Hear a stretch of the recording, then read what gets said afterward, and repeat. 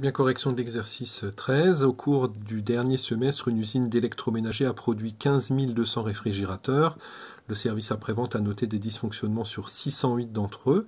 En t'aidant du tableau suivant, détermine le pourcentage d'appareils défectueux. Donc ce qu'on veut savoir, c'est 608 réfrigérateurs sur 15 200.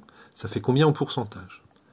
Donc il y a 608 appareils défectueux sur 15 200 en tout.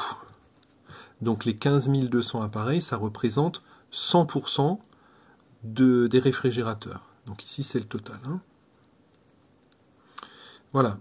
Et donc moi, ce que j'aimerais savoir, c'est 608, ça représente combien de pourcents?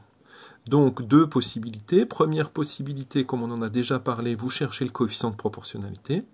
Nombre d'arrivées divisé par nombre de départs. Donc 15 200, je vais le faire avec vous.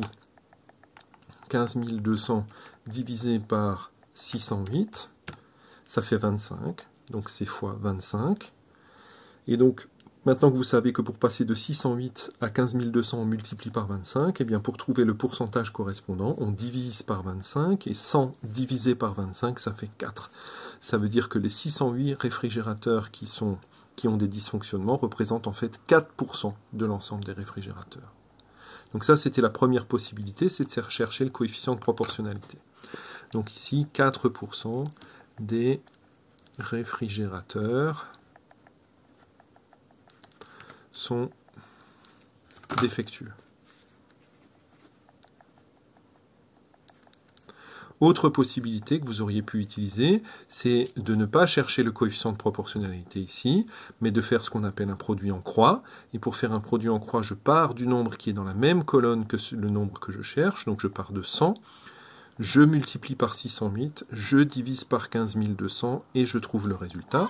Je peux vous montrer ici directement, donc 100 fois 608 divisé par 15 200 et je retrouve le 4% que j'avais trouvé. Donc je dessine une croix, le premier c'est fois, le deuxième c'est divisé, et ça me donne le résultat.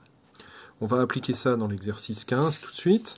Donc on vous dit dans un collège de 360 élèves, 171 d'entre eux sont des garçons. Quel est le pourcentage de garçons? Donc je refais le même tableau que tout à l'heure. Il y a, donc au total, il y a 360 élèves. Ces 360 élèves représentent 100% de l'ensemble de tous les élèves. Donc ici, c'est les garçons. Les garçons, il y en a 171, et j'aimerais bien savoir combien ça fait de pourcents.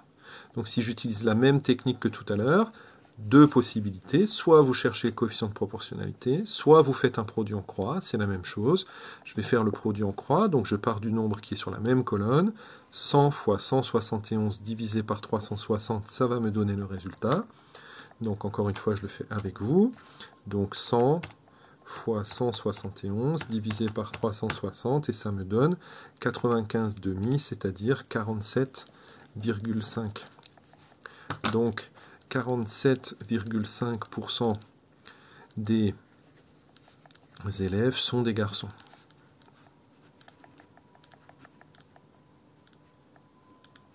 Ça, c'est pour la question A. Pour la question B, on me dit calcule de deux manières différentes le pourcentage de filles. Donc je sais que le pourcentage total, c'est 100. Donc je peux faire 100 moins 47,5.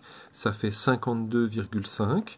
Donc 52,5% des élèves sont des filles. Voilà, autre façon de faire, j'aurais pu refaire un tableau, cette fois-ci en mettant les filles et le total. Donc le total, c'est toujours 360 élèves, c'est-à-dire 100%. Ah, vous voyez plus ce que je fais, voilà, c'est mieux comme ça. Donc je répète, 360 élèves, c'est le total de tous les élèves, c'est 100%.